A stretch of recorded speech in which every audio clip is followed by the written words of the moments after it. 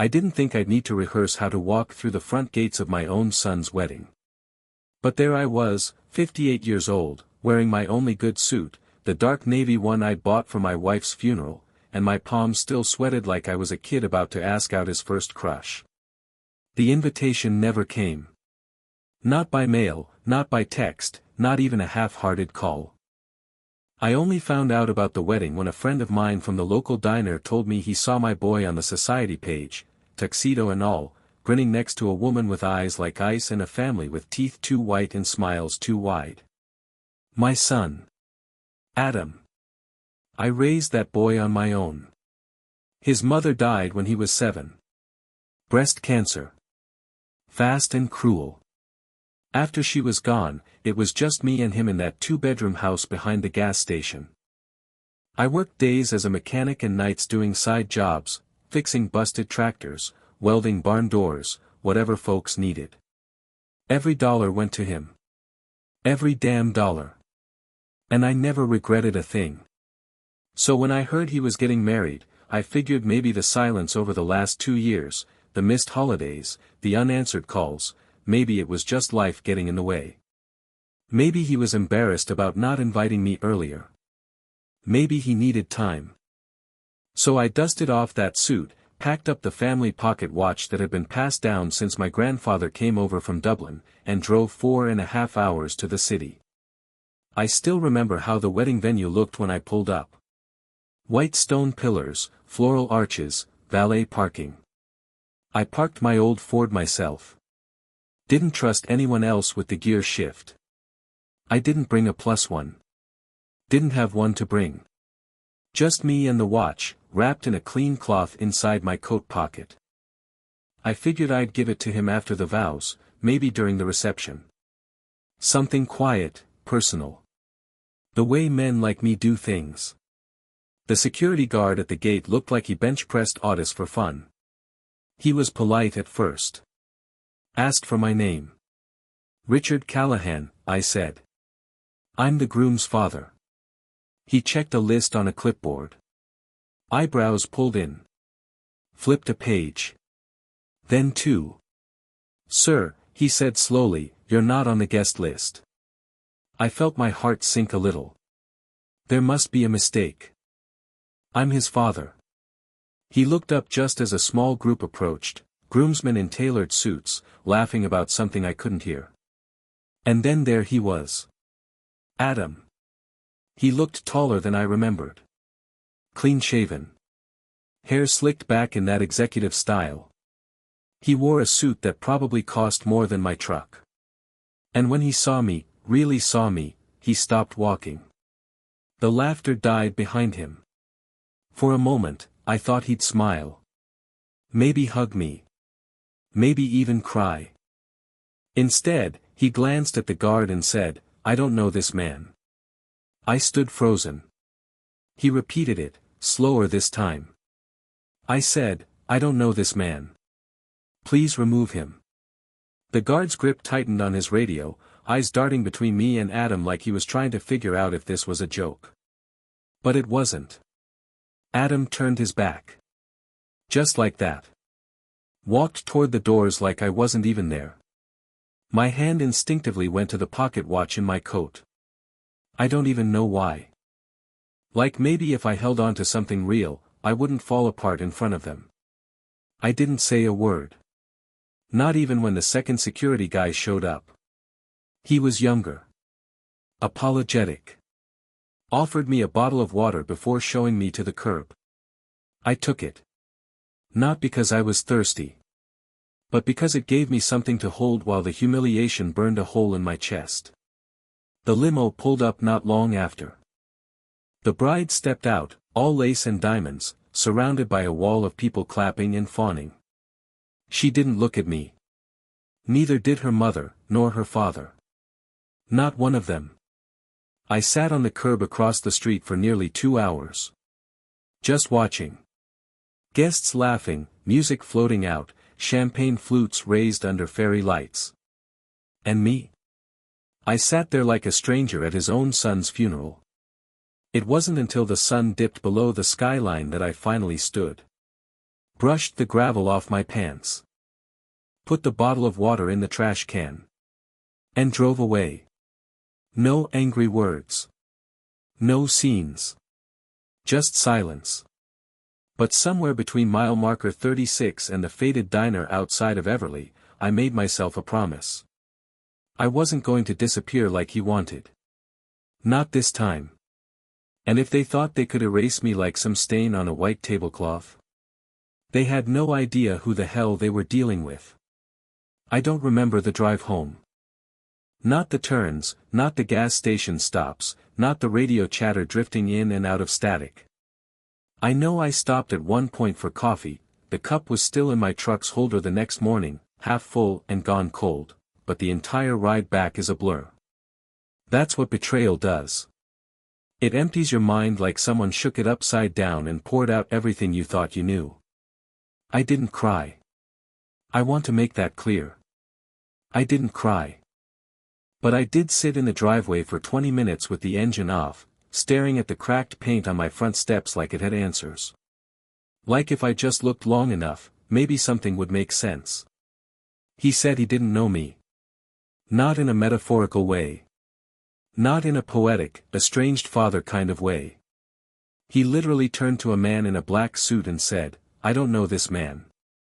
The first time I held Adam, he was seconds old, wrinkled and screaming, and I was 28 and scared out of my goddamn mind. But I knew one thing for certain, that child was mine. I didn't know how to be a father, but I knew how to stay. I stayed when cancer took his mother. I stayed through chickenpox and broken arms and late-night fevers. I stayed through school fights and report cards that didn't make either of us proud. I stayed when he told me he hated me at 16 and when he hugged me again at 17. So hearing those words, "I don't know this man," hit with a weight that didn't just knock the wind out of me. It shattered something in my ribs. I walked into my house and didn't even turn on the lights. Just sat at the kitchen table, letting the dark close in around me. The pocket watch was still in my coat. I unwrapped it and placed it on the table in front of me. Gold, smooth, worn in all the right places. I had planned to say something simple when I gave it to him. Maybe, "It's yours now," or, "Keep time with it," the way I did. Instead, it ticked there under the ceiling fan's slow churn. Alone. That night I didn't sleep. I sat with memories instead, the kind that hit when the house is too quiet and your hands won't stop twitching with old aches. I saw Adam at 7, grease on his cheeks as he held the flashlight while I worked under the hood of the truck. I saw him at 10, pushing a lawn mower down our neighbor's driveway, proud of earning his first $20. I saw him at 15, sitting on the roof with me drinking orange soda, asking if I thought his voice would ever stop cracking. And I saw him now, older, colder, standing in a tailored suit like he'd never turned a wrench in his life. The change didn't come out of nowhere. It started slow. Phone calls fewer and farther between. A new job that suddenly made him too busy. A girlfriend he never brought home. Then a move to the city, and after that, nothing. 2 years of silence. Now I knew why. But I couldn't believe it was just him. Adam wasn't raised to be cruel. Not by me. He might have gotten distracted, pulled by success, maybe even ashamed of where he came from, but to erase me like that? That wasn't the boy I raised. That was something else. Or someone else. The bride. Her family. I remembered how they looked at the wedding, all champagne smiles and calculated posture. The kind of people who carry power in their bones and never have to raise their voice to get what they want. They didn't look surprised to see me turned away. They looked like they expected it. I don't know this man. No hesitation. No flicker of guilt. He wasn't just embarrassed by me. He was trained to be. That was the moment my anger finally caught up with my confusion. It arrived quiet, not the kind of rage that throws dishes or punches holes in drywall. No, this was colder than that. Deeper. A slow, coiled fury that wrapped around my ribs and whispered, "Figure it out." Don't let them win. I wasn't ready to write him off. Not yet. But I was ready to start asking questions. So the next morning, I shaved, put on a clean shirt, and packed up a small notebook. Nothing dramatic. Just enough to make conversation look casual. If Adam's new family had something to do with this, I'd find out. One talk at a time. That's the thing about being the kind of man I am, the kind people don't see as a threat.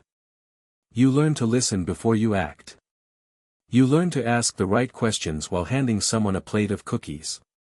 You learn how to wait. I wasn't going to barge into their mansion or scream at their gate. I was going to get closer. Quietly. And when the time came to speak, I'd speak with the weight of truth, and let it hit like a hammer to glass. You don't barge into a castle and demand the crown back. You start by sweeping the floors, smiling politely, and listening while they talk like you're not there.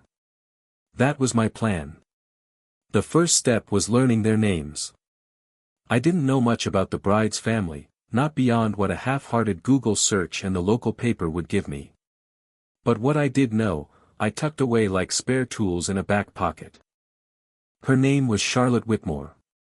Her mother, Meredith Whitmore, ran 3 non-profit boards and a wine club that cost more per year than my truck did new. Her father, Charles Whitmore, owned something that owned something that owned something else, the kind of wealth that doesn't show up on pay stubs but in trust funds and country club chairs named after you. And Adam? He was now Adam Whitmore, apparently. He'd started hyphenating his name. Not Callahan Whitmore. No. Whitmore Callahan. A subtle shift, but one that told me everything. I started showing up at the gallery downtown where Meredith volunteered. Not often. Once a week. Casual. I asked questions about the sculptures. I asked about donations. I let her talk. Meredith was the type of woman who believed kindness was something you performed, as long as the audience applauded. She spoke with the calm detachment of someone who hadn't had to clean her own kitchen in 20 years, and her compliments came wrapped in condescension. But I smiled anyway. I let her think I was just a lonely old widower trying to understand modern art. I let her tell me all about the emotional resilience of Charlotte's wedding palette. Pale blush and ivory, she said, swirling her Pinot like it held secrets. Classic, not rustic. I nodded like it meant something. By the third visit, she started remembering my name. The second point of entry was Charles. He played golf every Thursday at the Hillcrest Club. I don't play, not since my knee gave out in '04, but I used to tune up carts for the course's groundskeeper. So I stopped by. Talked to the staff. Brought some donuts. Dropped Adam's name like it was just small talk. It didn't take long before someone said, "Oh, you're Adam's dad." Didn't know he still had family around here. That one stung. But I smiled anyway. Later that week, I bumped into Charles outside the club parking lot. He didn't recognize me at first, not without the grease under my nails, I suppose. But when I introduced myself, something flickered in his eyes. Not guilt. Just calculation. "Ah," he said, shaking my hand loosely. "Adam's father." His tone didn't carry warmth, but it carried recognition. And that was enough. We spoke for 15 minutes. Most of it about weather and hedge funds, both things I pretended to understand. But I watched him. Not what he said, but what he didn't. He never once asked how I was. He never asked where I lived, what I did, or if I needed anything. Because to him, I wasn't family. I was a detail, something to be managed, minimized. That night, I sat at the table with a fresh page in my notebook. I drew a map, not of roads, but of people. Circles. Names. Arrows between them. And in the center, Adam. Every line I drew told a story, who had influence, who repeated gossip, who sat where during dinner. Which brings me to Charlotte. I found her at the bakery on Birch Street one morning, standing in line for espresso like everyone else, wearing a scarf that probably cost more than my winter coat. I didn't approach her like a father. I approached her like a stranger. "Excuse me," I said. "Is that almond milk? I've been thinking of switching." She looked at me, startled, then gave the faintest smile. "It's oat milk, actually. Better for lattes." I nodded. "Thank you." That was it. Day 1. Next time, I sat at the same cafe. Ordered the same thing. Gave her a polite nod. She returned it. Day 2. By day 4, she said, "You always sit by the window." "I like the light," I said. "My wife used to say the sun makes coffee taste sweeter." That made her pause. "You're married?" she asked. "Widowed," I replied. Her eyes softened just a bit. "I'm sorry," she said. I smiled. "So am I." From there, it wasn't hard. Charlotte didn't know me. She didn't recognize my face from the wedding because I hadn't been allowed near the ceremony. She just saw an older man, kind, quiet, with sad eyes and good manners. So when I complimented her necklace a week later, she didn't flinch. When I told her my son used to drink lattes the same way she did, too hot, always with a sugar cube, she smiled. And when I finally said, "You remind me of someone," she tilted her head. "Oh?" she asked. "Who?" "My daughter-in-law," I said gently. "But she doesn't talk to me much anymore." Charlotte didn't say anything at first. Just stirred her coffee slowly, watching the foam disappear. "That's a shame," she said finally. "It is," I said. And I meant it. That was the moment. The first crack in the wall. You see, Charlotte wasn't cruel like her mother. She wasn't distracted like her father. And she wasn't manipulative like Adam had become. She was just, surrounded. And maybe, just maybe, she didn't know what kind of man she married. Yet. The truth didn't slap me across the face. It didn't come with a dramatic gasp or a trembling confession over wine. It crept in. Like rot behind the walls. The kind of thing you don't notice until the floor gives way beneath your feet. It started with a conversation I wasn't supposed to hear. It was at a charity luncheon. Meredith had invited me personally, said they were short a volunteer for the parking team, and since I seemed like the reliable type, she asked if I'd mind directing traffic. I didn't mind. I wanted to be there. I wore a plain black sweater and a name tag that read Rick. Not Richard. Not Mr. Callahan. Just Rick. People see what they want when the name is small and the clothes are dull. I guided guests into tight parallel spots, smiled through exhaust fumes, waved like I belonged. And after the third hour, when the sky began to gray and the crowd thinned inside for dessert, I wandered toward the back patio for a moment of quiet. Not to eavesdrop. Just to breathe. That's when I heard Charlotte's voice. Low. Unfiltered. She was talking to a woman I didn't recognize, tall, severe, draped in something with shoulder pads sharp enough to cut glass. "I never knew he had a father," the woman said. Charlotte gave a soft laugh, like she didn't know how to respond. "Well, he doesn't talk about him much." "Oh." The woman tilted her head. "I assumed he was estranged. Adam always said he was raised alone. Single foster homes. Taught himself to survive." My hands tightened on the edge of the stone column I stood behind. Charlotte didn't speak immediately. When she did, her voice was careful.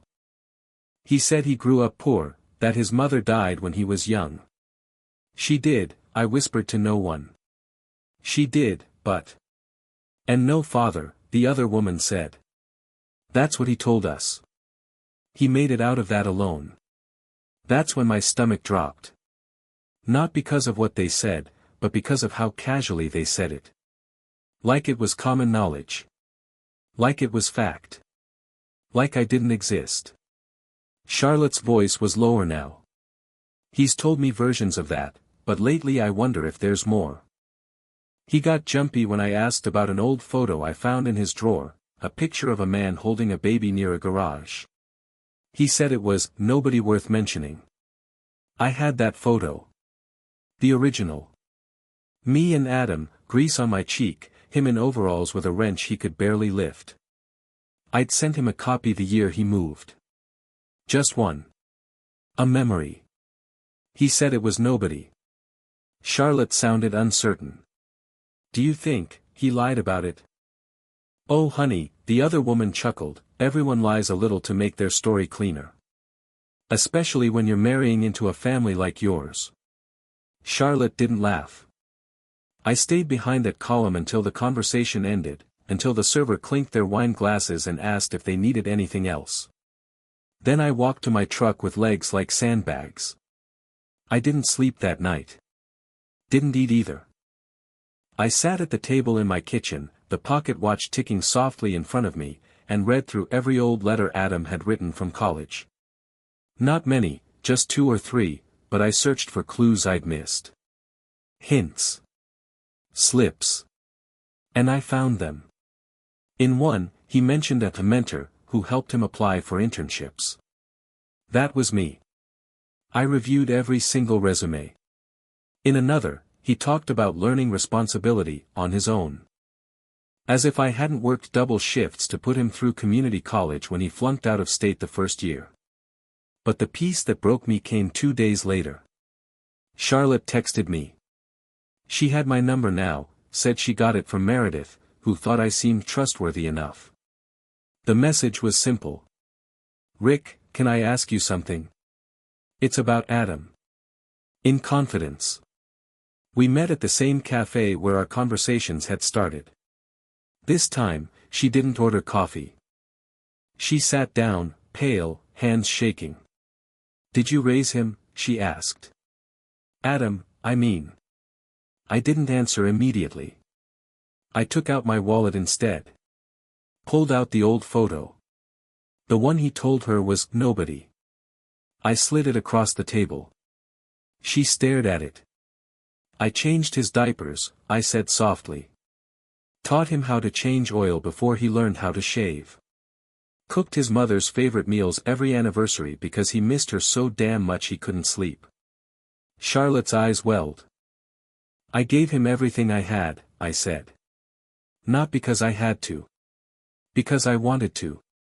Because that's what fathers do. She covered her mouth. He said you left. When he was 6. That you, she stopped. That you ran off. That he had to grow up in shelters. I closed my eyes. It wasn't just a lie. It was a character assassination. He didn't just erase me, he painted me as a villain. I thought being rejected at the wedding gate was the worst pain a father could feel. But this? This was a burial. And he'd been the one shoveling dirt over my name. Charlotte reached out across the table. I didn't know, she whispered. I swear I didn't. I nodded. I believe you, I said. You're not the one who lied. Her voice cracked. Why would he do this? I didn't know then. I still don't fully understand. Maybe he was ashamed. Maybe he thought his past would hold him back from the Whitmore image. Maybe he thought trading in his blue-collar roots for a silk-lined lie was easier than admitting who raised him.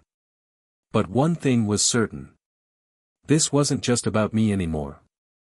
It was about the kind of man he pretended to be, and the people who believed him. That night, I sat down with my notebook. And for the first time, I didn't just write names. I wrote intentions.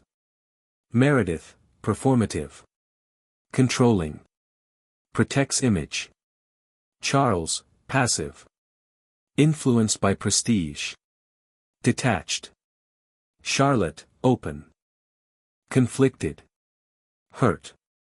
Adam, architect of the lie. I tapped the pen against the paper, one word echoing in my mind. Expose. I was invited to dinner under false pretenses. A soft-texted invitation from Charlotte, come to the house. Everyone will be there. Just dinner. No pressure. No pressure, she said. As if the weight of 30 years of silence and erasure could sit quietly beside the bread rolls. But I knew this was the moment. The quiet truth I'd carried like a stone in my chest had been sharpening for weeks. This wasn't about revenge, not yet. This was about facts. Just the facts. Let them choke on those first. The Whitmore estate had ceilings taller than any chapel I'd prayed in, and a dining table long enough to bury my pickup under. The windows framed the twilight in soft pastels, and everything smelled like polished wood and imported citrus. They sat in tiers, like a courtroom without a judge. Charles at the far end, swirling his wine absently, his eyes already checked out. Meredith sat like she owned gravity, posture perfect, voice clipped as she greeted me. "Rick," she said, the K landing with precision. "Glad you could join us." Charlotte was to her right, visibly tense. Her nails tapped lightly against her water glass. And then there was Adam. Directly across from me. He didn't meet my eyes. He focused instead on the butter knife, cutting his salmon into symmetrical slivers like he was practicing surgery. The room fell quiet halfway through the salad. No music. Just forks. Knives. Glasses clinking like distant bells. And then, I spoke. I didn't raise my voice. Didn't make a toast. I just folded my napkin slowly, laid it beside my plate, and said, "Did Adam ever tell you about the old garage in Mason County?" Meredith blinked. "Excuse me." I looked at Charles. It had a red tin roof and oil stains on the floor you couldn't scrub out with holy water. I ran that place for 23 years. That's where Adam learned to turn a wrench before he could spell carburetor. Adam's knife paused. Meredith laughed politely. I wasn't aware Adam had any mechanical background. Really? I said, cocking my head. He used to rebuild lawnmower engines with me every summer. Had his first cut knuckles before he turned 9. Still has the scar above his thumb. Charlotte was staring at Adam now. I leaned forward. Not aggressive. Just honest. I made his school lunches until he graduated. Pancakes every Sunday. He used to sit on the porch steps at night and ask me if I thought his mom was watching the stars. I told him yes. Meredith opened her mouth, but I kept going. I was there when his mother died, I said. Held her hand while her lungs gave out. Buried her myself. Picked out the gravestone. He was 7. He cried so hard I thought his ribs would snap. Silence. I turned to Charlotte. Did he tell you that part? I asked. Her voice cracked. No. I looked back at Adam. He didn't speak. Didn't blink. His face was stone, but his hands had started to tremble, just a little. Just enough. See, I continued, it's one thing to walk away from your roots. I get that. People outgrow homes, towns, even names. But to rewrite history? To erase the man who raised you and paint him as a ghost, or worse, a coward who walked away. I shook my head slowly. That's not reinvention. That's cowardice. Meredith looked to Adam, her voice brittle. Is this true? Adam finally looked up. And for a second, just a second, I saw the boy I once knew. The one who cried when he dropped his first catch back into the creek. The one who wrote me a birthday card that said, "Best dad in the world." But then that boy vanished behind the politician's mask. Why does it matter? He said coldly. The past doesn't define me. I nodded. But lying about it? That does. He stood suddenly, the chair scraping like a blade against tile. I don't have to explain myself, he snapped. I made something of myself.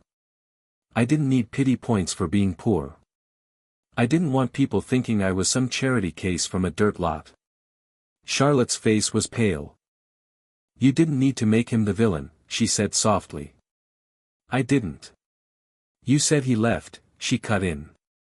That he abandoned you. That you had no one. I had to, he hissed. You think your parents would have let you marry me if they knew I came from a mechanic's shed? If they knew I spent nights scraping rust and fixing people's brake pads for grocery money? Meredith stood now too, but she said nothing. She didn't need to. Her silence was thunder. Charles looked like he wanted to melt into the table. Charlotte turned to me. I'm sorry, she whispered. I nodded once. Don't be. You didn't lie. Adam tried to regain control. Let's just stop. We're not doing this here. Too late, I said. I stood. Straightened my coat. I didn't come here for revenge, Adam. I came here because the truth belongs in this house. Whether you like it or not. Then I turned to Meredith. You have your image. Your class. Your place in society. But now you also have the truth. And I'd think twice before building your legacy on a lie. Charlotte whispered something, but I didn't catch it. I was already walking. Down the hallway, past the framed photos I was never in, past the marble I didn't pay for, out into the night. The door clicked shut behind me. I walked to the truck. Drove in silence. And when I pulled into my driveway, I didn't feel empty. I felt clean. The truth had been said. I didn't shout. I didn't beg. I just told the story that belonged to me. What they did with it. That was up to them. But I knew one thing for sure. The cracks had started. And cracks have a way of becoming collapses. It didn't happen all at once. That's the thing about lies, when they unravel, they don't explode. They fray. Little threads come loose in places you don't expect, and then one day, the whole thing is just gone. The first call came 3 days after the dinner. It was from Charlotte. Her voice was flat. Not cold, but emptied out. He won't talk to me, she said. Not really. He just keeps saying he did what he had to do. I didn't know what to say. He told me you'd come to ruin everything, she added. That you were trying to sabotage the life he built. I laughed. Not because it was funny. Because it was so stupidly ironic. Ruin everything? I repeated. All I did was speak the truth. I know that now, she said. But I should have known it sooner. That's when she told me something I hadn't expected. My mother stopped returning his calls. She won't even answer his messages. Says she's reevaluating the match. Match? I asked. She sighed. You know how she talks. Like people are puzzle pieces. That was the first crack. The second came a week later, in the form of a news clipping. I didn't even subscribe to the paper anymore. It showed up in my mailbox like fate had dropped it there on purpose. Investor withdraws support from Whitmore Callahan Group. That was the headline. Buried beneath it, a quote from an anonymous partner. Certain ethical concerns regarding the founder's background and transparency have prompted us to reconsider our involvement. Ethical concerns. Transparency. They weren't talking about finances. They were talking about him. Adam. I set the paper down, poured myself a cup of bitter coffee, and stared out the window. The wind had picked up. Autumn leaves, dry and orange, scraped across the porch like something trying to crawl back inside. He had built everything, the company, the marriage, the illusion, on the premise that he came from nothing. But when you lie about your roots, the branches rot. That night, Charlotte showed up at my door. No call. Just a knock. She stood there in a long gray coat, makeup smudged, eyes puffy. I invited her in without a word. Set the kettle on. Made her tea with honey, the way Linda used to make it when the world felt too heavy to carry. She didn't drink it. Just held the mug in both hands like it might warm her from the inside out. "He's not the man I married," she said. I didn't argue. "I don't even know what's real anymore," she whispered. I look back at our conversations, our plans, the way he talked about ambition and hardship and resilience, and it's all built on a lie. I sat across from her. "I don't hate him," she said, shaking her head. "But I can't build a life with someone who wears masks better than he wears truth." There was a silence between us. Not uncomfortable. Just thick with understanding. "What are you going to do?" I asked. Her answer was simple. "I already filed." It hit me harder than I thought it would. Not because I was sad, but because I wasn't. There was a time I would have begged her to reconsider. For Adam's sake. For the sake of their future. But that was before he erased me. Before he chose to become a fiction. She left the mug on the table, untouched. Before she walked out, she turned to me. "You told the truth when it cost you everything," she said. "That matters." I nodded. "It does," I said. "Even when it hurts." The next 2 weeks were quiet. Too quiet.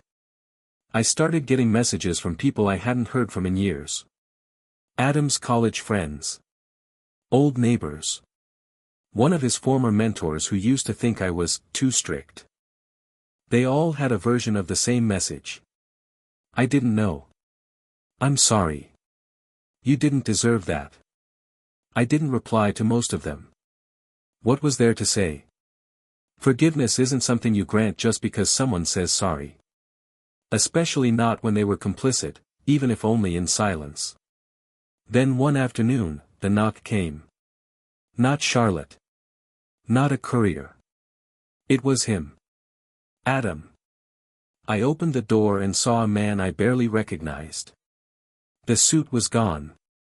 He wore jeans and a hoodie, hair unkempt, eyes ringed with sleeplessness.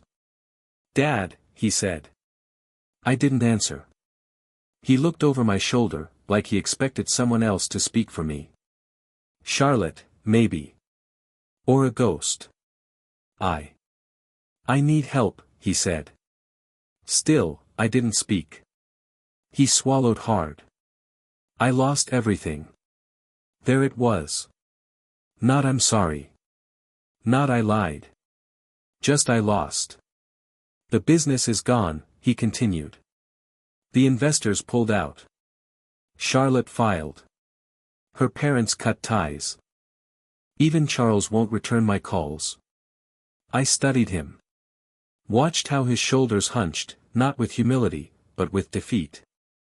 I came back because I didn't know where else to go. That's when I said it. Softly. Calmly. The words he once said to the guards at his wedding. "I don't know this man." His head jerked slightly. "What?" he asked. I said, I repeated, "I don't know you. Please leave." He blinked like he'd been slapped. Took a shaky breath. "Dad. You erased me," I said. "For image. For profit. For pride." He opened his mouth, but I raised a hand. "You didn't just lie. You replaced me. You made me a villain so you could play hero." He stepped back. Hands trembling. "I never thought it would go this far," he said. "That's the problem," I replied. "You never thought. You decided." For a moment, I thought he might cry. But he didn't. He just turned, slowly, and walked back to his car. Didn't look back. Didn't say goodbye. I closed the door. Locked it. And leaned against it as the quiet returned. That night, I slept without waking once. For the first time in years. Because the collapse wasn't just his. It was the collapse of the illusion I'd carried too long, that somehow, I was the one who failed him. Now I knew better. And knowing? That was freedom. The first snowfall of the season came early that year. I was out on the porch when it started, just after dusk. A slow drift, quiet as breath. The kind of snow that blankets the world before it knows it's changed. I sat with my coffee in hand, the steam rising steady. The porch light flickered a little, old wiring I never got around to fixing, and the air smelled like pine and burnt oak from the neighbor's fire pit. Then I heard the engine. Not the throaty growl of a sports car or the clean hum of a luxury hybrid. This was different. Old. Struggling. A tired engine pushed past its pride. I recognized the sound before I even saw the headlights. He pulled into the gravel drive like he'd done 100 times before, back when he was young, broke, and still called me Dad without hesitation. But this time, there was no confidence in his parking. No casual slamming of the door. He stepped out slowly, like every movement was weighted. Same man. Different soul. I didn't get up. Didn't call his name. I just watched as he walked up the path, hands shoved into the pockets of a coat that didn't look like it fit quite right. His shoes were dusty. His face unshaven. He looked like someone who'd been walking through storms. Dad, he said, voice barely above a whisper. The snow fell between us. I didn't answer. He tried again. Can I come in? I looked him over, top to bottom, not to shame him, but to see him. Really see him. This wasn't the man who stood behind a velvet rope and told security I was a stranger. This was someone who'd had everything and still managed to lose himself. He took a step forward. I don't have anywhere else. My hand tightened around the coffee mug. And I said it. Word for word. His own words. I don't know this man. Please leave. His breath caught in his throat. The snow kept falling. For a long second, he didn't move. Just stood there with his mouth slightly open, like he was trying to rewrite the moment in his head. But this wasn't a misunderstanding. This was a mirror. This was what it felt like to be erased. Dad, he said again, but it was hollow now. Empty. Like he knew what came next. You made your choice, I said, quietly. You told the world I was nothing to you. Now you get to live like it's true. I was trying to protect something, he muttered. Build a future. I didn't think. You thought it was worth it, I cut in. You thought replacing me would cost you nothing. He shook his head, wiping at his face. It cost everything. That's not my fault. He looked up, eyes bloodshot. But I came back. And you expect what? A warm bed? A second chance? His shoulders dropped. No. He swallowed, I just hoped there was something left. I stood then. Walked to the edge of the porch, close enough to smell the desperation on him. There's nothing left for you, I said. His jaw trembled. So you're just done? No, I said. I'm free. He opened his mouth. Closed it. Looked at the porch steps like they might collapse beneath him. And then, he turned. No dramatic exit. Just walked back to the car he once would have sneered at. The door creaked as he opened it. Closed softer than I expected. He didn't start the engine right away. Just sat there, head down, snow starting to settle on the windshield. I stood on the porch until the headlights came on. He reversed slowly, gravel crunching, tail lights glowing red as he disappeared back into the dark. I didn't follow. Didn't wave. Didn't feel sorry. The porch light flickered again. I flipped the switch, and this time it stayed dark. Fitting. That night, I sat by the fire, real wood, none of that fake gas nonsense, and listened to the pop and hiss as the logs cracked open like old bones. I remembered when he was 8, scared of the dark, crawling into my bed after a nightmare. I remembered holding his shoulders at his high school graduation, whispering, "I'm proud of you," even when I knew he was slipping away already. And I remembered standing in a suit outside his wedding, the sound of security boots on stone as I was turned away. Memories used to be all I had. But not anymore. I had something better. Clarity. Because the past doesn't own me anymore. He walked away. And I finally did, too. Not with rage. Not with revenge. Just peace. The kind that doesn't need applause. The kind that doesn't beg to be forgiven. Because I didn't do anything wrong. I raised a son. He buried his father. And now I live for me. I didn't expect to hear from her again. Not after the dinner. Not after the silence that followed the collapse. Not after Charlotte filed the divorce papers and severed the gilded rope that tethered her to the Whitmore name. But people surprise you. Sometimes, the ones with the softest voices carry the sharpest clarity. Her text came in just after noon, a month after Adam showed up at my door. "Would you like to come to lunch?" I read it 3 times before answering. Then I typed back, "Yes." We met at a small place near the river, not the usual white linen kind Charlotte used to be photographed in, but a quiet cafe that smelled like rosemary and fresh bread. She wore no makeup. Hair pulled back. Her coat had a stain near the cuff, and her boots weren't designer. I'd never seen her look more real. Or more tired. She stood when I entered. "Hi, Rick." "Charlotte." We sat. No appetizers. No menu talk. Just silence that pressed gently between us until she finally exhaled. "I'm pregnant," she said. I blinked.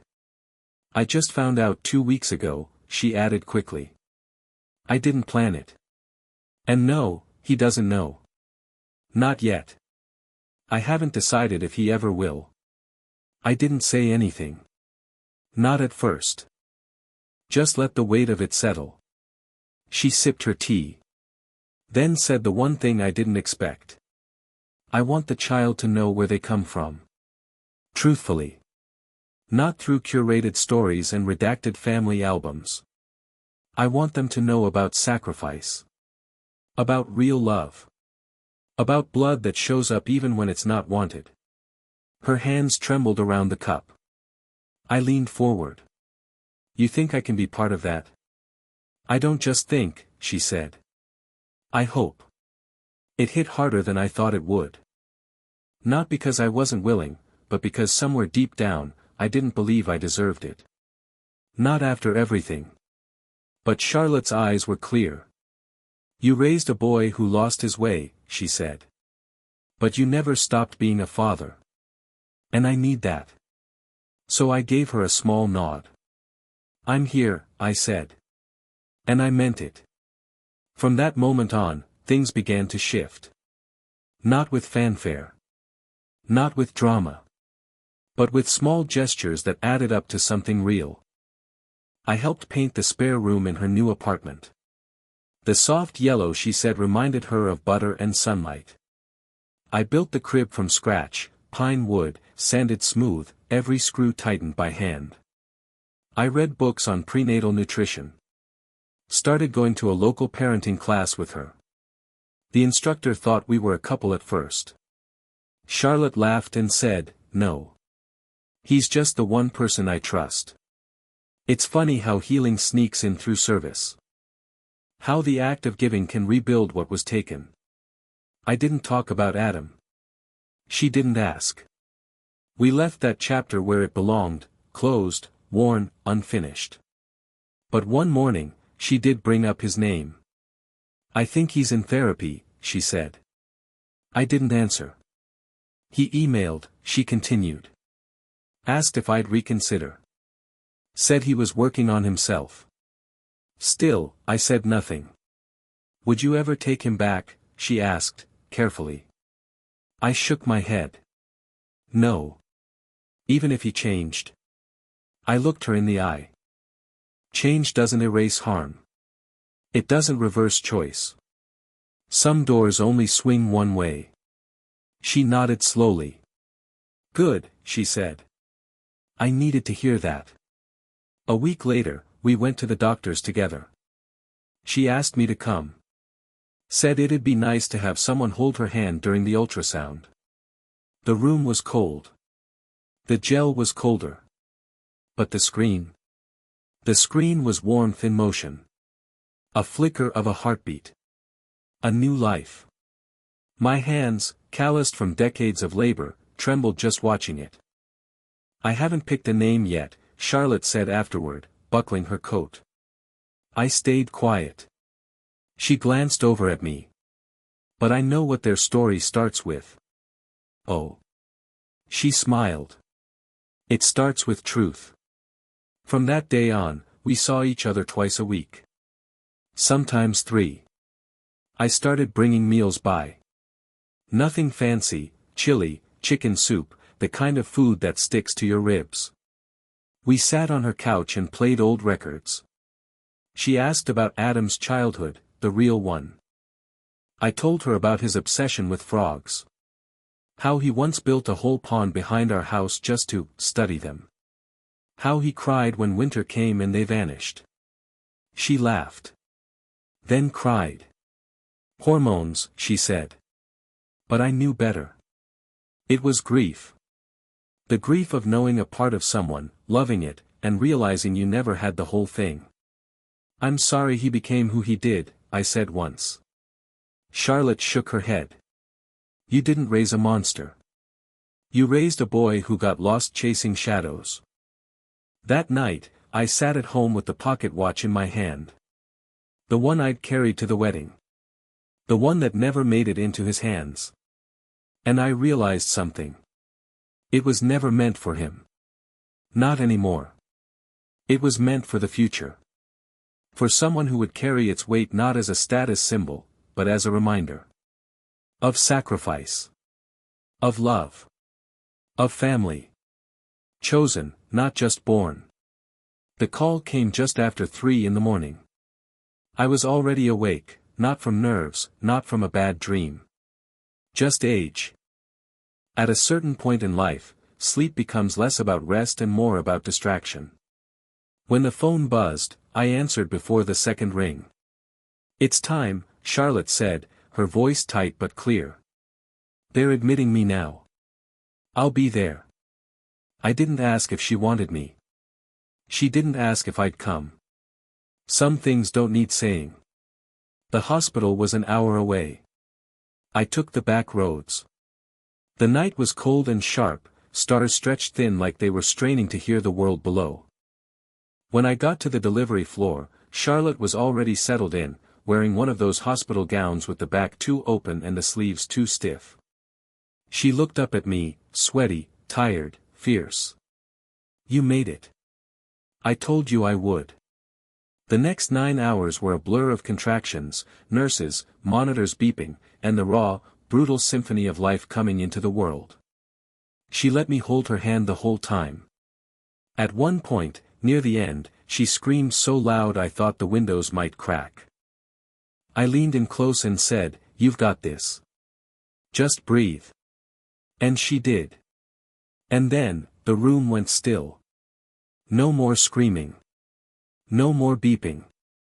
Just the soft, slippery cry of something new. The doctor said, "It's a girl." Charlotte laughed. Then cried. Then passed out cold. They cleaned the baby, wrapped her in a blanket too big for her little limbs, and handed her to me before even asking if I was the father or the grandfather or whatever. They handed her to me like I belonged. She weighed nothing. And everything. Her fingers were curled tight, fists like seeds.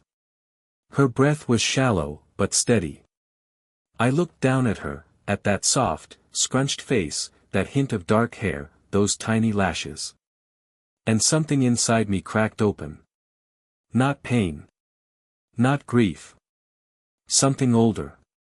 Something deeper. Love. Uncomplicated, unconditional, unearned. Love like water flowing back into a dry riverbed. I sat beside Charlotte's bed for 3 hours while she slept. Just holding the child. Humming old lullabies I hadn't sung since Adam was in diapers. She never opened her eyes. Just nestled into my chest like she knew the rhythm of my heart already. When Charlotte woke, she didn't ask to hold her. Not right away. She looked at me first. And said, "She already loves you." I nodded, too choked up to reply. "She's yours too," Charlotte said. "If you want her to be." I looked at her. Really looked. At the woman who had been lied to, abandoned, betrayed, and still found a way to open her heart wide enough for two. "I do," I said. And I meant it with every fiber I had left. The next few days moved slow. I stayed with them at the hospital. Charlotte let me handle the paperwork. I filled out the forms as emergency contact. I signed my name beside hers like it had always been there. When they asked for the father, Charlotte simply said, "Not in the picture." They didn't press. We named her Nora. Short. Simple. Honest. Just like everything we wanted her life to be. Charlotte asked me if I wanted a different name. Grandpa, maybe, or something softer. But I told her no. "Rick," I said. "Let her know me first as the man who showed up. The title will come in time." And it did. By week 3, she was cooing when I entered the room. By week 5, she'd fall asleep faster in my arms than anyone else's. By month 2, Charlotte said, "I think you're her favorite." I smiled. Didn't deny it. Nora changed everything. She wasn't a second chance at fatherhood, she was something purer. A chance to build without the burden of expectation. To love freely. To offer the kind of presents that didn't ask for anything back. I built her a mobile from scrap wood and fishing line. Painted the pieces myself. I read her stories from a worn-out children's book Adam used to chew on. I sang her lullabies off-key and out of tune, and she smiled anyway. Charlotte watched it all. One night, after Nora finally fell asleep, Charlotte sat beside me on the couch. "She'll know what love looks like," she said. "Because of you," I replied. She shook her head. "No. Because of us." We didn't talk about Adam anymore. Not out of bitterness. Just irrelevance. His name no longer hung like a question mark between us. He had made his choices. And we had made ours. The world didn't stop turning just because he stepped off it. It kept moving. Faster now. Toward something warmer. That night, I took the pocket watch from my coat. Still wrapped in the same cloth. I unwrapped it slowly. Let the light catch its surface. It still ticked. Still held time like it always had.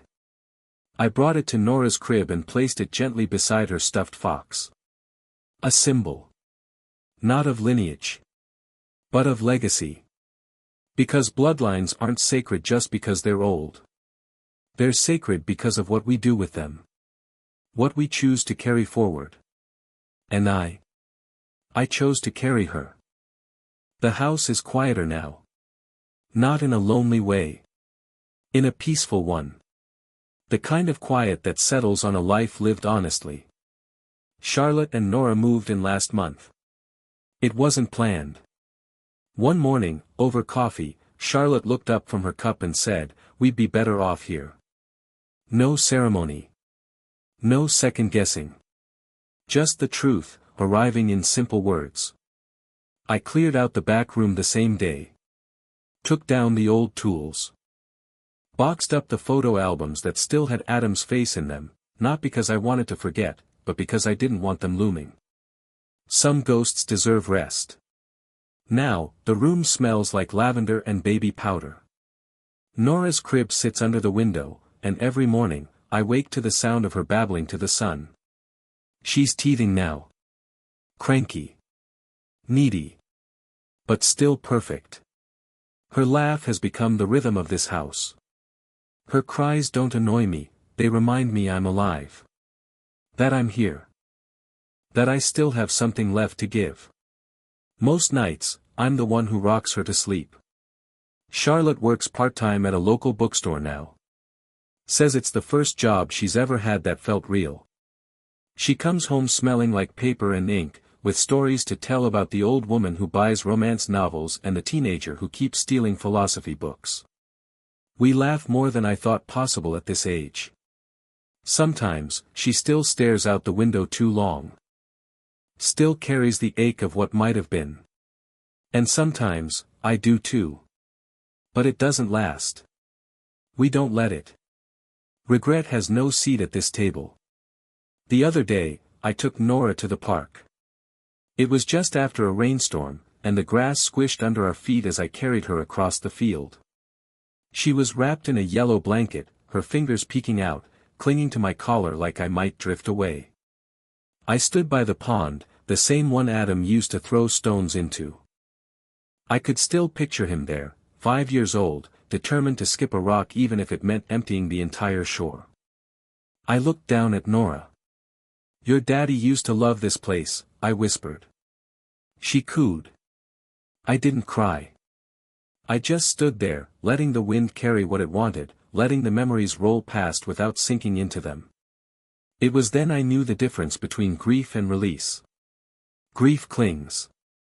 Release lets go. That night, I pulled out the pocket watch one last time.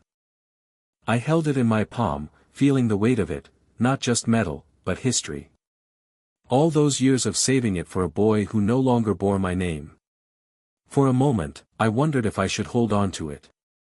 Keep it tucked away for, someday. But then I walked to Nora's crib. She was asleep, mouth slightly open, one chubby hand curled around the edge of her blanket. I knelt beside her. And placed the watch just under the pillow.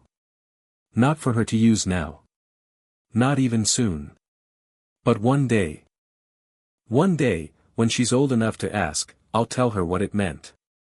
What it was meant to be, and what it became. I'll tell her about the man who was supposed to inherit it. And why he didn't. But more than that, I'll tell her about strength. About honesty. About how blood doesn't make you family, showing up does. I'll tell her that names can be changed, but character can't be faked. And that love? Love is what you do. Not what you say. I rose from the crib slowly, my knees creaking like the old floorboards beneath me. Charlotte stood in the doorway, arms crossed, watching. "You okay?" she asked softly. "I am," I said. "More than I've been in a long time." She smiled. "I saw what you did." I gave a small shrug. Felt like it belonged there. She nodded. "It does." She walked over, kissed my cheek. "Thank you, Rick." "For what?" "For rewriting the ending." I didn't answer. Didn't have to. We stood there, two people who'd been broken by the same man, now bound by someone new. Someone innocent. Someone worth it. Nora stirred in her sleep. The watch ticked quietly beneath her pillow. Time, still moving. But now, in the right direction.